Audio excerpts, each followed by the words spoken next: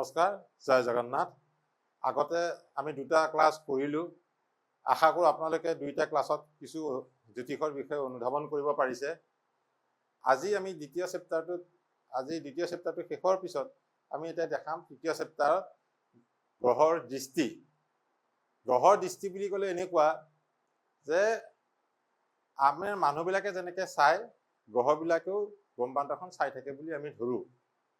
এই গ্ৰহবিলাকে সাধাৰণতে গ্ৰহই পুৰা ডাইৰেক্ট চিধা চাব পাৰে, পুৰা চিধা চাই সেই চিধা চাই যিটো বস্তু দেখে সেইটো আমি সপ্তম স্থানত দিয়া বুলি কওঁ, দৃষ্টি দিয়া বুলি কওঁ। সপ্তম স্থানত দৃষ্টি দিয়ে। গ্ৰহৰ পৰা নিজৰ পৰা গতি কৰিব লাগিব সপ্তম স্থান। তেনেকে মংগলে ৰবিয়ে সপ্তম স্থানত দিয়ে দৃষ্টি, চন্দ্ৰই দিয়ে সপ্তম স্থানত দৃষ্টি। কিন্তু মংগলে দুই চাইডে আৰু এক্সট্ৰা দৃষ্টি আছে। পূৰ্ণ দৃষ্টি সপ্তম স্থানত দিয়াৰ উপৰিও চতুৰ্থ স্থানতো দিয়ে আৰু অষ্টম স্থানতো দিয়ে। এই বস্তুটো আমি জানিব লাগিব, মনত ৰাখিব লাগিব। তেনেকে বুধে আকৌ অকল সপ্তম স্থানতে দিয়ে পূৰ্ণ দৃষ্টি। বৃহস্পতিয়ে সপ্তম স্থানত দিয়াৰ উপৰিও পঞ্চম স্থানতো দিয়ে, নৱম স্থানতো দিয়ে। এইবিলাক গ্ৰহবিলাকৰ পৰা গন্তি কৰিব লাগে কোনটো স্থানত দিয়ে। এতিয়া শনিয়ে সপ্তম স্থানত দিয়ে আৰু তৃতীয় আৰু দশম স্থানত দিয়ে। শুক্ৰই অকল সপ্তম স্থানত দিয়ে। ৰাহুৱে আমি সপ্তম, পঞ্চম, নৱম আৰু দ্বাদশ স্থানত দিয়ে দৃষ্টি দিয়ে বুলি কওঁ। কিন্তু কেতুৰ কোনো দৃষ্টি নাই। এই দৃষ্টিখিনি কৰাৰ আগতে আপোনালোকে এই শ্বটটো মনত ৰাখি লওক, লাগে এটা স্ক্ৰীনশ্বট মাৰি থব। তাৰপিছত মই দেখাওক গ্ৰহবিলাকে দৃষ্টিটো কেনেকৈ দিয়ে। এতিয়া ছাপ'জ এখন কুণ্ডলীত আমি ধৰিলোঁ শুক্ৰ গ্ৰহটো ইয়াতে আছে, শুক্ৰ। এতিয়া এই শুক্ৰ গ্ৰহটোৱে আমাৰ এনেকে ঘূৰে গ্ৰহবিলাক দেই, এণ্টি ক্লকৱাইজ। শুক্ৰ গ্ৰহটোৱে এতিয়া দৃষ্টি যেতিয়া দিব, শুক্ৰৰ পৰা আমি 1 ধৰিম। 1, 2, 3, 4, 5, 6, 7। তাৰমানে শুক্ৰই এই 7 নম্বৰ দৃষ্টিটোত শুক্ৰই এটা দৃষ্টি দি আছে। দৃষ্টি দি থকা মানে কিতাপত শুক্ৰ ছায়া হিচাপে ইয়াত প্ৰেজেণ্ট থকাৰ নিচিনাই। শুক্ৰই অকল ইয়াতেই কৰি নাথাকে, মানে ইয়াৰ ফল নিদিয়ে, এইটো স্থানতো ফল দিব। এইটো যদি ভাল স্থান হয় আৰু শুক্ৰ যদি ভাল স্থানত আছে এইটো ভাল ফল ইয়াতো দিব। তেনেকৈ আপুনি ছাপ'জ বৃহস্পতি ইয়াত আছে,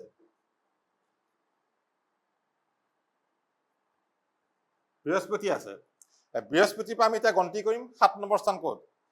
এতিয়া এই শুক্ৰটো বুজিলে নহয়। এতিয়া বৃহস্পতি এইখিনি আমি মুচি দিছো। এতিয়া বৃহস্পতি কাউণ্ট কৰিলে আকৌ ইয়াৰ পৰা ধৰিম। 1 নম্বৰ, 2 নম্বৰ, 3, 4, 5, 6, 7, 8, 9। এতিয়া বৃহস্পতিয়ে 3টা দৃষ্টি দিয়ে। ডাইৰেক্ট দৃষ্টি দিব, ইয়াত চাব।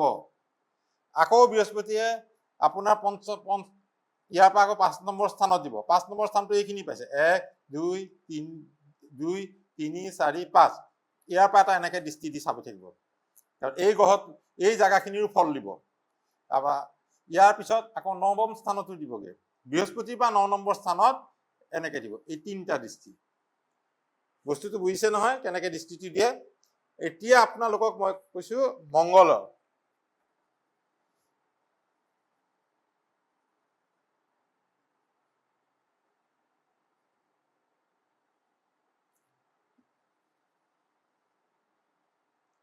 মংগল ছাপোজ ধৰি ললো আমি ইয়াত আছে।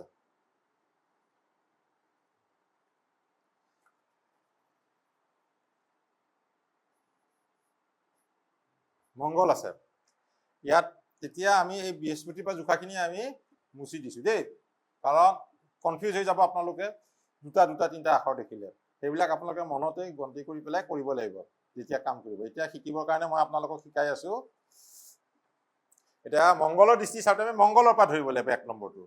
1, 2, 3, 4, 5, 6, 7, 8।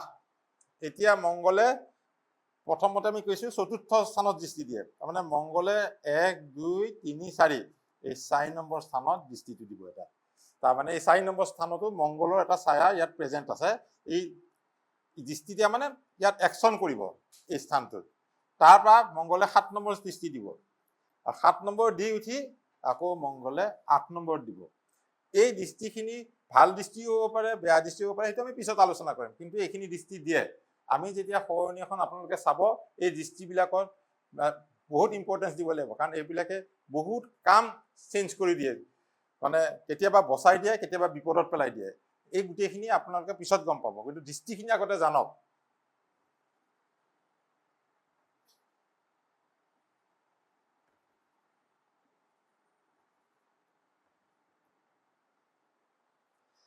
তেনেকে আমি শনিটো চাই দিলো। শনি চাপোজ ইয়াতে আছে, শনিৰ পৰা এতিয়া গন্তি কৰিম। 1 2 3 4 5 6 7 8 9 10। ইংৰাজীতে লিখি দিছো, সহজতে বুজি পাব আপোনালোকে। শনিৰ পৰা এটা দৃষ্টি আহিল তৃতীয়ত, ইয়াতে, তাৰমানে মংগলৰ ওপৰত শনিৰ দৃষ্টি আছে। শনিৰ পৰা আহি গ'ল আৰু এটা দৃষ্টি 7 নম্বৰত, ইয়াতে, এইটোত এটা ডাইৰেক্ট চাব, আৰু 10 নম্বৰ এইফালে এটা চাব শনিৰ পৰা, বুজিলে? এতিয়া বাকীবিলাক গ্ৰহত এনেকে চাব। কিন্তু ইয়াতে এটা গণ্ডগোল আছে, আপোনালোকে বুজিব এতিয়া। বাকী শুক্ৰ বুধ য'তে আছে, ইয়াত চাপোজ বুধ ইয়াতেই ধৰি থলো, বুধ ইয়াতেই ধৰি থলো, চন্দ্ৰ ইয়াতে ধৰি থলো, তাৰপৰা ৰবিও ইয়াত ধৰি থলো। 4টা গ্ৰহ কেতিয়াবা একেলগেও থাকেতো, ইয়াৰ পৰা চবেই এটা দিব, এইটো আৰু বাছ এটা সপ্তম দৃষ্টি। এইকেইজনৰ মানুহৰ বেলেগ দৃষ্টি নাই।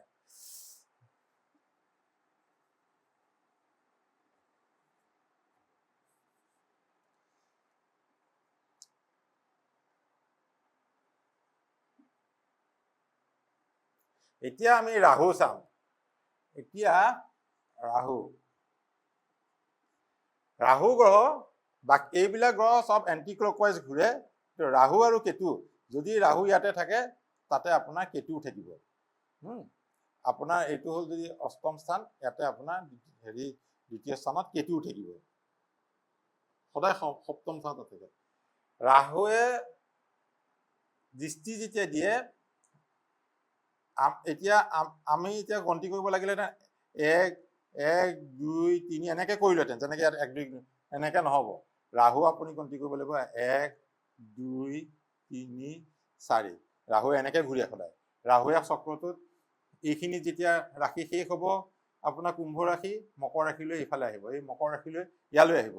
কিন্তু বাকী গ্ৰহ মকৰ ৰাশি শেষ কৰিহে কুম্ভলৈ যাব। গতিকে ৰাহুৰো যেনেকে সপ্তম, ৰাহুৱে ইয়াতে এটা দৃষ্টি দি থাকিব।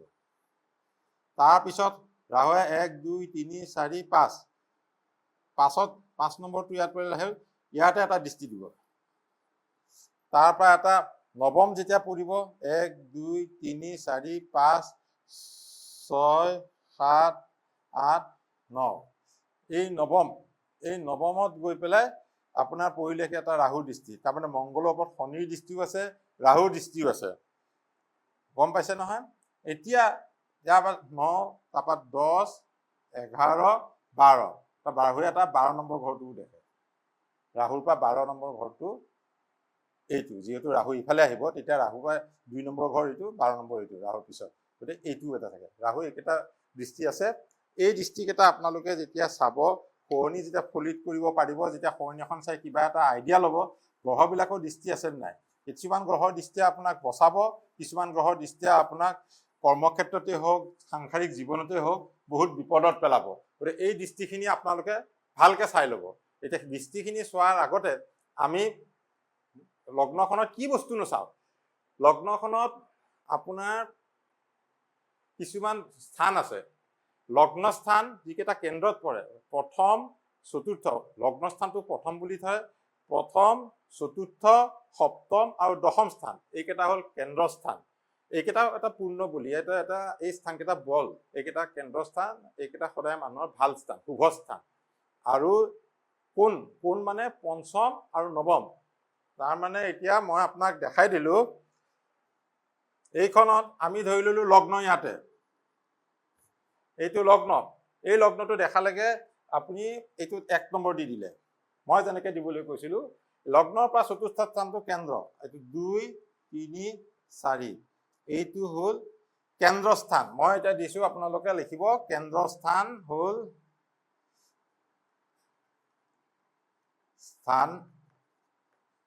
প্ৰথম, চতুৰ্থ, সপ্তম আৰু দশম। অসমীয়াত লিখি দিছোঁ, ইংৰাজী আহি যায় দশম। তাৰমানে এইটো এটা আপোনালোকৰ লগ্ন কেন্দ্ৰস্থান, এইটো এটা কেন্দ্ৰস্থান, এইটো এটা কেন্দ্ৰস্থান, 10, 11, 12। এতিয়া 10 নম্বৰ এইটো এটা আপোনাৰ কেন্দ্ৰস্থান পালে। আপুনি এই কেন্দ্ৰস্থান কেইটা হ'ল মানুহৰ শুভস্থান। প্ৰথমৰ পৰা মানুহজন চালো, চতুৰ্থৰ পৰা ঘৰ বাৰী চালো, সপ্তমৰ পৰা পাৰ্টনাৰ ব্যৱসায় বাণিজ্য বিয়া বাৰু চালো, দশমৰ পৰা আপোনাৰ কৰ্ম চালো। এইকেইটা যদি শুভস্থান, এইকেইটা স্থানত যদি আপোনাৰ শুভ গ্ৰহ থাকে গ্ৰহবিলাকে, তেতিয়া আপোনালোকৰ এইকেইটা স্থানত আপোনাৰ ভাল ফল দিব। এতিয়া এইকেইটাৰ লগত আপোনাৰ এই লগ্নৰ লগত ইয়াৰ পৰা আমি যিটো পঞ্চম, এইটো ত্ৰিকোণ স্থান আৰু এইটো নৱম, এই দুটাক আমি ত্ৰিকোণ বুলি কওঁ। এতিয়া কোন স্থান বুলি ক'লে ত্ৰিকোণ, মূল ত্ৰিকোণ। এতিয়া ত্ৰিকোণ মানে কি? এটা ট্ৰাইন এটা, আৰু লগ্নৰ পৰা যদি এটা ট্ৰাইন এটা তাৰে, এইটো এটা ট্ৰাইংগুল হয়, ত্ৰিকোণ বুলি কয়। এটা ত্ৰিকোণত থাকে। পঞ্চমত এইটো হ'ল ত্ৰিকোণ, এইটো হ'ল ত্ৰিকোণ স্থান। ত্ৰিকোণ স্থানটো হ'ল পঞ্চম স্থান, লগ্নৰ পৰা পঞ্চম আৰু নৱম। এতিয়া এই পঞ্চম আৰু নৱম স্থানটোক আমি ত্ৰিকোণ বুলি ক'লো। এইকেইটা, এই স্থানটো পঞ্চম আৰু নৱম স্থানৰ যিকেইটা অধিপতি গ্ৰহ থাকে, পঞ্চম আৰু নৱম স্থানৰ অধিপতি গ্ৰহকেইটাই সেই লগ্নটোৰ কাৰণে সদায় ভাল চিন্তা কৰে। সদায় সেই লগ্নৰ জাতকক কেনেকৈ উন্নতি কৰিব পাৰোঁ, বিপদত নেপেলাকৈ ৰাখিব পাৰোঁ, এইটোৱেই চিন্তা কৰে। আৰু তেওঁৱেই আপোনাক বিপদৰ পৰা উদ্ধাৰ কৰে। আপোনাৰ যদি ক'ৰবাত উন্নতি হোৱা নাই, ক'ৰবাত বাধা আছে, তেনেহ'লে এই গ্ৰহকেইটাই আপোনাক উদ্ধাৰ কৰিব পাৰিব। আমি এইকেইটাৰ পিছত আমি দুস্থান বুলি কওঁ। দুস্থান মানে এইকেইটা গ্ৰহ যদি আপোনাৰ স্থান যদি খুব ভাল হয়, তেনেহ'লে আপোনাৰ বিপদ বিঘিনি যিমান আছে চব হ'ব। সেইখিনি হ'ল দুস্থান বুলি ক'লে আমি এই লগ্নৰ পৰা 6 নম্বৰ স্থানটো ধৰো। এইটো ধাৰ, ঋণ, ৰোগ, এইটো নিশ্চয়তো এইটো আমাৰ ব্লেছিংছ নহয়। 6 নম্বৰ স্থানটো ধৰো, তাৰপৰা 8 নম্বৰ স্থানটো ধৰো, এইটো হ'ল দুস্থান। এইটো দুস্থান আৰু আপোনাৰ 12 নম্বৰ স্থান। 6 নম্বৰ স্থান, 8 নম্বৰ স্থান, 12 নম্বৰ স্থান, দুস্থান। এতিয়া এই দুস্থানৰ অধিপতিকেইটা যদি আপুনি আপোনাৰ যদি শুভ স্থানত আহি পৰে, তাৰমানে ছাপ'জ এইখনৰ লগ্নটোৰ, এই লগ্নটোৰ দুস্থানটো হ'ল আপোনাৰ 12। এই লগ্নটো হ'ল মানে কি লিখা আছে ইয়াত? মিথুন লগ্ন। এই জাতক মিথুন লগ্ন। ইয়াৰ দুস্থান হ'ল কি? বৃষ। এতিয়া দুস্থান অধিপতি কি? শুক্ৰ। শুক্ৰ এটা নেচাৰেল বেনিফিক গ্ৰহ। এতিয়া শুক্ৰ আহি যদি আপোনাৰ ইয়াতে লগ্নত বহি যায় দুস্থানৰ অধিপতি, তেনেহ'লে শুক্ৰই আপোনাক বহুত কষ্ট দিব। শুক্ৰ যিখিনি বেনিফিক পাব লাগে সেইখিনি নাপাব।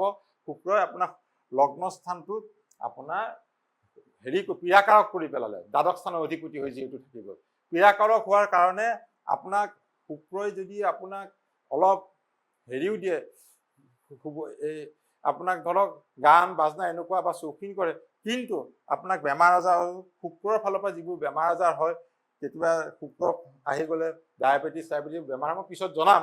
সেই শুক্ৰ যদি ইয়াত আহি যায়, তেনেহ'লে আপোনাৰ মানুহটোৰ বেমাৰ আজাৰ তেনেকুৱা হ'ব। গতিকে এই বস্তুবোৰ খুব চাবলগীয়া।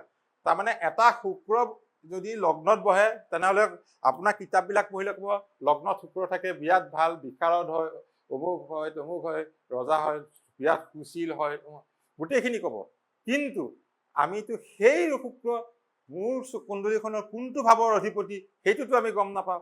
সেই গম পোৱাৰ পিছত ধৰিব লাগিব, এইটো 12 নম্বৰ ভাৱৰ অধিপতি আহি ইয়াত বহিছে, মোৰ ধাৰিণী লগাই নে কিয়ে লগাই, এতিয়া খৰচা বাঢ়ে নে কি হয়, তাৰমানে মোৰ এইটো শুক্ৰই এইটো মোক পীড়া দিব এতিয়া সেইকাৰণে এইবোৰ মানুহ এইটো শুক্ৰৰ এতিয়া বেমাৰ আজাৰতো পইচা খৰচ হ'ব পাৰে বা হেৰিটো খৰচ হ'ব। গতিকে এই কাৰণে আমি কিছুমান বস্তু বহুত মানুহে এতিয়া ধৰক হেৰি পিন্ধে, কি বুলি কয়, আঙুঠি পিন্ধে, নাজানি নুশুনি ভাবিলে, এতিয়া আপুনি ভাবিলে মোৰতো ষষ্ঠ, অষ্টম আৰু দ্বাদশ স্থানটোৱে বেয়া, মই সেইকেইটা অধিপতি যদি আঙুঠি পিন্ধি দিওঁ মোৰতো ভাল হৈ যাব।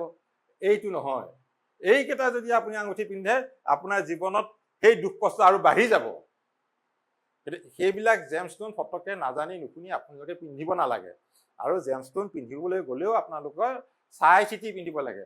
দৰকাৰ হয় নহয়, সেই দৰকাৰ হোৱা নোহোৱা বস্তুটো আপুনি লগ্ন এটা, যিকোনো এটা লগ্নৰ কাৰণে, এইটো এটা মিথুন লগ্নৰ কাৰণে 5 নম্বৰ আমি পালো কি? শুক্ৰ। এতিয়া শুক্ৰ আকৌ 5 নম্বৰ যেতিয়া আছে, এতিয়া শুক্ৰৰ এটা কথা হ'ল কি, 5 নম্বৰ অধিপতি হোৱাৰ লগে লগে ই দ্বাদশ ভাৱৰ যিখিনি নষ্ট আছে সেইটো অলপ লাঘৱ কৰিব। কিন্তু লাঘৱ কৰিলেও শুক্ৰ আকৌ পঞ্চমপতিৰ কাৰণে এই লগ্নৰ কাৰণে আপোনাৰ হেৰি মূল উন্নতিকাৰক গ্ৰহ।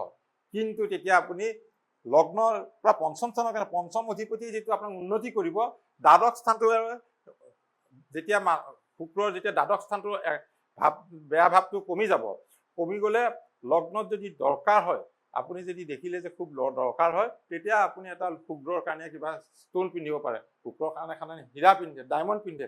যদি ডায়মণ্ডটোৱে চুট কৰে আপোনাক, পিন্ধি চালে সেইবিলাক পিন্ধিব পাৰিব, তেতিয়া আপোনাৰ জীৱনত উন্নতি কৰিব পাৰিব। তাৰমানে এটা ঘটনা হয় কি,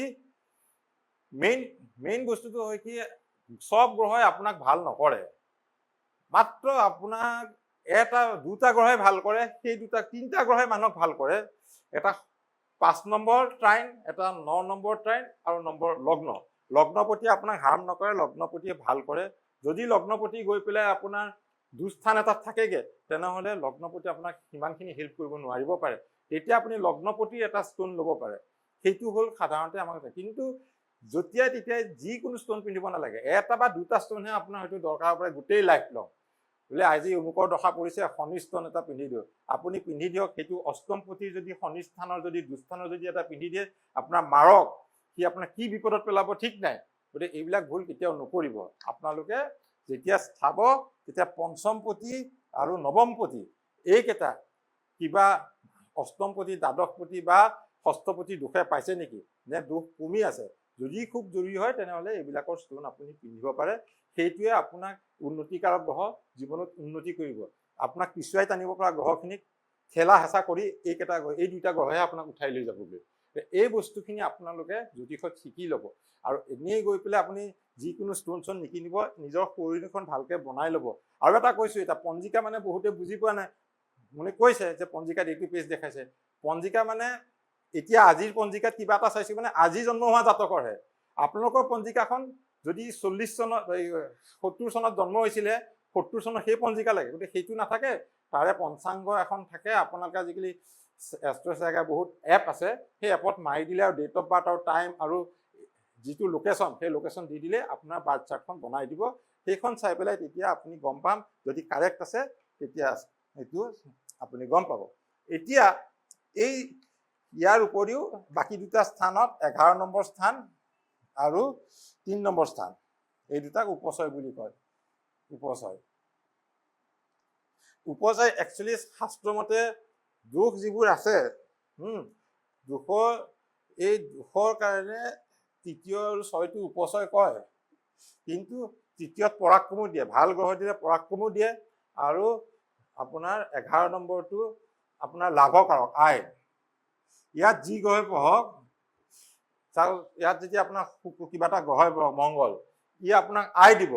কিন্তু মংগলৰ হয়তো স্থানটো, যিটো মংগলৰ আপোনাৰ ইয়াত স্থান আছে, মংগলৰ যিটো স্থান আপোনাৰ যদি পায় হেৰি কি কয় বৃশ্চিকত, হয়তো অলপমান বেয়া দিব পাৰে, আৰু হয়তো আপোনাৰ ইয়াতে হয়তো ভালেই দিব। গতিকে ইয়াৰ স্বগৃহ আছে, ভাল দিব। গতিকে 6 নম্বৰ গৃহটো যিহেতু স্বগৃহ হৈছে, গতিকে আপোনাক মংগলে ভালেই দিব। এতিয়া এই বস্তুটোত 11 নম্বৰ উপচয়ত আপোনাক কোনো গ্ৰহে বেয়া ফল নিদিয়ে। কিন্তু বেলেগ গ্ৰহে কেতিয়াবা যদি বহে, তেতিয়া বেলেগ গ্ৰহে আপোনাৰ যিটো যিটো ভাৱৰ অধিপতি 7 নম্বৰ 8 নম্বৰ, এই ভাৱৰ অধিপতিটো আপুনি গম পাবৰ কাৰণে এইখন এখন সদায় আঁকি লৈ লিখি ল'ব। লিখি লৈ ইয়াৰ পৰা তাত ৰিলেট কৰি থাকিব। এইটো কি ৰাশি হ'ল? ইয়াত চাব বৃশ্চিক ৰাশি। বৃশ্চিক ৰাশিৰ অধিপতি কি? মই মংগল লিখি দিছোঁ। মংগল মোৰ ষষ্ঠ অধিপতি। এইখন লগ্নখন লৈ তেনেকৈ লিখি লিখি চাই থাকোঁ। লগ্নখন লৈ 1 2 3 কৰিব। আপোনালোকে অলপ প্ৰেক্টিচ কৰিব লাগিব, আৰু প্ৰেক্টিচ কৰিলে আপোনালোকে বস্তুটো বুজিব। আৰু নিজৰ শুৱনিখন আগতে বনাই লওক। ইয়াতে তাৰপিছত বনাই লৈ মিলাওকচোন। মিলাই আপোনালোকৰ কি কি হৈছে, কি ডিফেক্ট হৈছে, কোন দুস্থানত কিমান গ্ৰহ পৰি আছে, কেনেকৈ আপোনাৰ ইমান হেৰি হৈছে, কিয় জীৱনত কিবা এটা ঝামেলা হৈছে নে কি হৈছে, এইবিলাক আপোনাক প্ৰথম শুৱনিখন চাই মানুহটোৱে কি কি জীৱনটো কেনেকুৱা হ'ব এইটো গম পাম। আৰু কোন সময়ত ধৰিব এইবোৰ দশা আৰু ভিগুননিত মই নেক্সট ক্লাছত এইবোৰ শিকাম। কিন্তু আগতে আপোনালোকে চাওক। চোৱাৰ পিছতো আপোনালোকে ভাবিব যে তুংগী গ্ৰহবিলাক শিকাইছিলোঁ, তুংগী গ্ৰহৰ ফল কি, দৃষ্টিৰ ফল কি। এতিয়া এই ঘটনাটো আপোনাক মই এখন শুৱনি দিম। শুৱনিখনত আপোনাক কম। এইকাৰণে মই কৈছোঁ যে এই শুৱনিখনত আপোনাক মই দেখুৱাৰ পিছত আপুনি চাব। চোৱাৰ পিছত আপুনি এজন ব্যক্তিৰ মই শুৱনিখন দিছোঁ আপোনাক, কম ব্যক্তিজনৰ কি কি হৈছিল। এতিয়া এই ব্যক্তিজনৰ লগ্ন আছিল কৰ্কট লগ্ন। এই কৰ্কট লগ্নৰ তেওঁৰ লগ্নত বৃহস্পতি আছিল। এইটো কৰ্কট ৰাশি। মই যোৱাকালি আপোনালোকক শিকাইছোঁ তুংগী। কৰ্কট ৰাশিত এয়া তুংগী। আৰু শনি আছে আপোনাৰ তুলাত। এই তুলা ৰাশিত এইটো পাছে কিনে এইটো কি ৰাশি মই লিখা নাই। এইটো মই আকৌ লিখিব লাগিব তুলা। গতিকে আপোনালোক জানে বুলি ধৰি লৈছোঁ, কাৰণ 2টা ক্লাছ কৰাৰ পিছত আপোনালোকে এইখন মনত ৰাখিব লাগিব। কাৰণ তুলাত শনি মানে ইয়াৰ তুংগী, পুৰা তুংগী। আৰু মংগল আছে আপোনাৰ মকৰত। মংগল মকৰত তুংগী। এইটো আপোনালোকে যোৱাকালি মই লিষ্টখন দিছিলোঁ, এবাৰ চাই লওক। মকৰত তুংগী। আৰু ৰবি আছে আপোনাৰ মেষত ৰবি তুংগী। এতিয়া আপোনালোকে চাওক, এই লগ্নৰ পৰা 1 নম্বৰ 2 নম্বৰ চাওকচোন। 1 2 3 4 5 6 7 8 9 10 11 12। এতিয়া এইখন 5 নম্বৰ যিটো ঘৰ লগ্নৰ পৰা, মই কৈছোঁ এইটোৱেই লগ্নৰ পৰা 5 নম্বৰ ঘৰটোৱেই হ'ল আপোনাৰ উন্নতিকাৰক গ্ৰহ। আপোনাক জীৱনত জয় পৰাজয় ঘটন কৰিব এই গ্ৰহটোৰ শক্তি কিমান আছে, ফ'ৰ্চ দিয়াৰ ওপৰত কথা। এতিয়া এই 5 নম্বৰ গ্ৰহটোৰ অধিপতি আছিল মংগল। এইটো বৃশ্চিকৰ অধিপতি মংগল। মংগলটো আছে তুংগী হৈ। আপুনি আৰু তাক একো এক্সট্ৰা দিয়াৰ দৰকাৰ নাই। মংগল অধিক বলশালী হৈ তুংগী হৈ সপ্তমত আছে। তাৰপিছত আপুনি চাওক, দ্বিতীয় অধিপতি আছে ৰবি গৈ পেলাই ইয়াতে তুংগী হৈ আছে। কৰ্মক্ষেত্ৰত তুংগী। ৰবিয়ে সদায় কৰ্মৰ কাৰক। ৰবি যদি আপোনাৰ 10ম স্থানত থাকে, মানুহটো কৰ্মৰ প্ৰেচাৰ বহুত বাঢ়ি যায়। তেওঁ বহুত কৰ্ম কৰিব লাগে, তেওঁ কৰ্ম বহুত কৰি। এতিয়া শনি তেওঁ 4ৰ্থ স্থান, য'ৰ পৰা আমি গৃহ ঘৰ সেইবোৰ চাওঁ। এইটো শনি আছিলে। এতিয়া শনি এইখিনিত আছে তুলাত তুংগী হৈ। তেওঁ কিন্তু শনি 7ম পতিও আৰু 8ম পতিও, মকৰ আৰু। এতিয়া মংগল 7ম স্থানত আছে কোণপতি তুংগী হৈ। এতিয়া এই মানুহজনৰ এতিয়া ইমানখিনি তুংগী হোৱাৰ পিছত মানুহজন বিৰাট নাম ফেম আছিল। গোটেইখন পৃথিৱীতেই তেওঁক চিনি পায়। গোটেই পৃথিৱীৰে তেওঁ ভগৱানৰ নিচিনা, তেওঁ ভগৱানেই তেওঁৰ নাম। কিন্তু যিদিনাখন তেওঁ সৰুৰে পৰাই বাপেকে কাৰ্যত লগাই দিছিলে। তেওঁ বিভিন্ন ঋষিমুনিৰ লগত কাৰ্যত অসুৰ মাৰি তেওঁ কাৰ্য কৰি ঘূৰি ফুৰিছিল। তেওঁৰ যেতিয়া ৰাজ অভিষেক হ'ব হ'ল, সিংহাসনত বহিব, তেওঁ ঘৰত আহি সিংহাসনত বহিব, সেইদিনাখন তেওঁ সেই ঘৰত যিদিনাখন আহি সোমাই থাকিব, সেই সময়ত তেওঁ আছিল শনি থাকিলে চব কাম দিলে হৈ যাব। শনিয়ে কিন্তু যদিও তুংগী হৈ আছে, শনিয়ে সেইদিনাখন বহিব নিদিলে। তেওঁক বনবাসত পঠাই দিলে।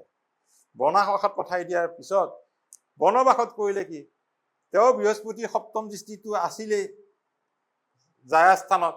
গতিকে যিহেতু 7ম স্থানত বৃহস্পতি 9ম পতিৰ দৃষ্টি আছে, তেওঁ এজন কি ভাল স্ত্ৰী, মানে সুন্দৰী স্ত্ৰী, ভাল বংশ, উচ্চ বংশৰ ৰজা স্ত্ৰীও বিয়া কৰালে। কৰালে কি হ'ব? কৰাৰ পিছত তাত মংগলটো কুমাৰ গ্ৰহ। বৰমাৰ ঘৰ এতিয়া ৰাষ্ট্ৰপতি আপোনাৰ এইটো ক্ষেত্ৰৰ অধিপতি পঞ্চমৰ হয়, সেইটো অধিপতি হিচাপে আপোনাক ভাল ফল দিব, ৰজা কৰিব। কিন্তু মংগলৰ ঘটনা হ'ল তেওঁ কুমাৰ গ্ৰহ, তেওঁ বিধাৰ বিচ্ছেদকাৰক গ্ৰহ, গতিকে তেওঁৰ পৰা পত্নীৰ বিচ্ছেদ হৈ গ'ল। কিন্তু এই বিচ্ছেদ হোৱাৰ পিছত মংগলৰে আকৌ যিহেতু আছিলে দৃষ্টি 1 2 3 4 এই দৃষ্টি আছিল, আৰু মংগলৰ এতিয়া ইয়াত দৃষ্টি আছিলে।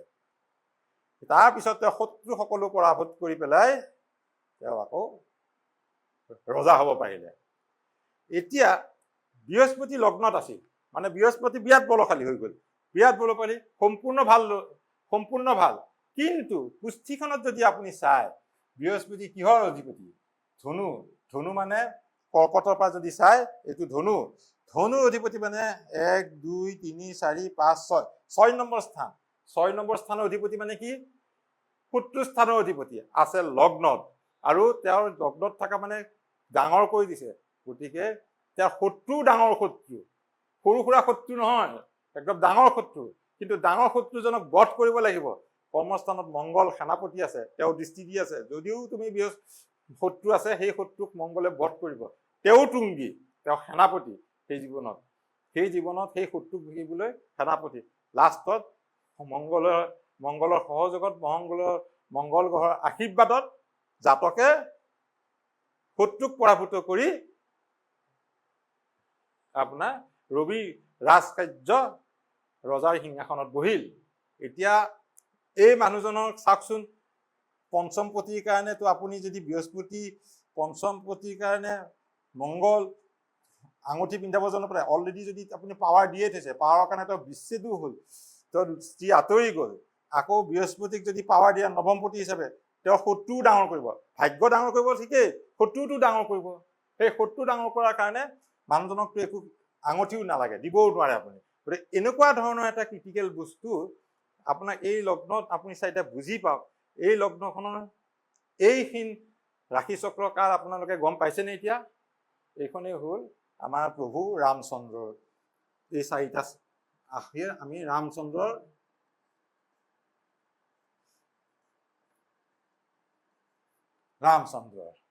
ইয়াতে আমাৰ প্ৰভু ৰামচন্দ্ৰ ভগৱান, তেওঁৰ ভগৱানতো এনেকে লিখিছিলে, এনেকুৱাকে আছিলে। এইখিনিতে মানে পুৰণা আখ্যান আছে। কিয়? মানুহৰ ভাগ্য যিবোৰ কাম সেইবিলাক ভগৱানে দিয়ে। যেতিয়া ৰামচন্দ্ৰ আহিব লগা হ'ল ৰাৱণক বধিবলৈ, ৰাৱণৰ নিচিনা এজন ভাল ভক্ত পুৰুষ, মানে তেওঁ ভগৱানৰ প্ৰতি তেওঁ দুৰাচাৰ নাছিল, তেওঁৰ শত্ৰু আছিল বিৰাট পূজা পাতল কৰা ব্ৰাহ্মণ, বিৰাট ভাল, তেওঁ 3 সন্ধ্যা গায়ত্ৰী কৰা মানুহ। কিয় হৈছিল গম পাইছে? তেওঁৰ শত্ৰু ৰামচন্দ্ৰ হ'ল অনলি বৃহস্পতি শত্ৰু কৰিব লাগিলে এজন ভাল মানুহক শত্ৰু কৰিব লাগিব। সেইকাৰণে বৃহস্পতি যিহেতু নিজেই ব্ৰাহ্মণ, নিজেই এজন ৰীতি নীতি থকা, গতিকে তেওঁ শত্ৰু ৰাৱণ আছিলে। গতিকে ৰাৱণক বধ কৰিবলৈ মংগলৰ সেইকাৰণে কওঁ আমি হনুমানক যে পূজা কৰে মানুহে মংগল, এই মংগল ৰূপী আমাৰ হনুমানেই আহিছে। মংগলৰ কাৰণে মানুহক হনুমানে পূজা কৰে। এই কাহিনীতে যেতিয়া এইখন লিখিলে, যিদিনাখন ভৰতে ৰামচন্দ্ৰক বনবাসৰ পৰা উভতাই আনিবলৈ গৈছিলে, তেতিয়া স্বৰ্গত হোৱা দোৱা লাগিল। ইন্দ্ৰই ক'লে এতিয়াতো সৰ্বনাশ, ৰামচন্দ্ৰ যদি গুচি আহে অযোধ্যালৈ, বনবাসত নাযায়, তেনেহ'লে ৰাৱণ বধ নহয়। তেতিয়া বৃহস্পতিৰ ওচৰত গৈ ক'লে যে প্ৰভু মই এটা কাম কৰোঁ, মই ভৰতক কিবা চল চক্ৰান্ত কৰি লৈ আহোঁ যাতে ৰামচন্দ্ৰৰ ওচৰত নাযায়। তেতিয়া ক'লে তেখেত নিজেই ভগৱান, মই তাত জন্মত মই ভাগ্য লিখি দিব লগা আছে, ৰাৱণ বধৰ পৰা গোটেইখিনি মই ভাগ্যত লিখি দিলোঁ। এতিয়া ভগৱান আৰু তাৰ মাজত ভাগ্যৰ মাজত যদি তুমি সোমাই যিটো হ'ব লগা আছে হ'বই, কিবা যদি বিপদ হয় প্ৰভু তোমাৰহে হ'ব। তেতিয়া ইন্দ্ৰই গম পালে নাই আৰু মই একো নকৰোঁ, যিটো আপোনাৰ ভাগ্যত লিখিছে যেনেকৈ হ'ব লগা আছে স্বয়ং ভগৱানৰ, গতিকে সেইমতেই হ'ল। গতিকে আমি কিছুমান বস্তু জানো, কিছুমান বস্তু আমাৰ লিখি থৈ অহা আছে, আমি কিছুমান বস্তু আইডিয়া কৰিলোঁ যে এইখিনি মানুহটো হ'ব লগা আছে, জাষ্ট আমি কম কেনেকৈ কৰিব পাৰোঁ আৰু মানুহটো কেনেকৈ উন্নতি লৈ কৰিব যাব পাৰে সেইটো কাৰণে কথা। তাতে কাৰোবাক আমি কাকো গঢ়াই কৰিব পাৰে যেনে বাধা দিব নাযাওঁ, একো কৰিব নাযাওঁ। আপোনালোকে নিজে পঢ়ি শুনি সেইমতে নিজকে প্ৰিপেয়াৰ কৰি আপুনি এইবিলাকত শিক্ষা যেতিয়া ল'ব, তেতিয়া কি আপোনাৰ কাৰণে উপযুক্ত, কি কাম কৰিলে ভাল হ'ব, কেনেকৈ আপুনি জীৱনটো উন্নতি কৰিব পাৰিব, তেতিয়া আপুনি গম পাব। এতিয়া মই আপোনালোকক আজি ইয়াতে সামৰিছোঁ, কিয়নো এইবিলাক ঘটনা যে হ'ল, এই ঘটনাবিলাক কিমান সময়ত হৈছিলে, এই সময়খিনি কিনে দখা আৰু ভৃগু নদীৰ ওপৰত আমি আৰম্ভ কৰিম। নেক্সট টাইম আপোনালোকে অকণমান আহোঁতে পাৰিলে কেলকুলেটৰ এটা লৈ আহিব, আৰু নেক্সট টাইম যেতিয়া আপোনালোকে পঢ়িব তেতিয়া কেলকুলেটৰ এটা আৰু এখন কাগজ ৰাখি থ'ব। তাত দশাফল কেনেকৈ বনায় আপোনালোকে নিজে নিজে, আৰু পঞ্জিকাখন লগত ৰাখি থ'ব। এখন কিনি আনিব, যদি নাই সেইখন ৰাখিব, তেতিয়া বুজিবলৈ সহজ পাব।